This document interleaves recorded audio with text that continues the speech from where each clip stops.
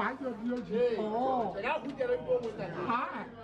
哪个回家哪个干？哦，哪个回家那里多文创。好我那边，对吧？中午交。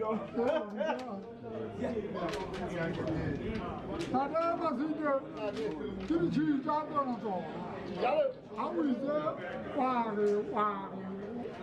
哇，开了远嘞，我们那不去儿，把人在起，妈妈，人在起，不要的起价，这样这么对，这个人在起了起价，加把胡家了，好什么东西？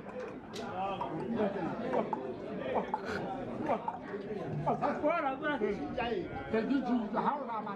好呀，那啥起价？哎。你说你这样的我我外面的去，哎呀妈，哎呀妈，都怎么去？啊，我说多样就是，我说多样就是，那不就是？对吧？哪个怎么？哎呀，我说多样就是，这是相对。多等于谁？哎，他们就是，我专门打掉一个，我专门打掉一个。哎，你在那边不要哦，我等于谁？我专门打掉一个。你别说了，妈，你现在人多了，我不是。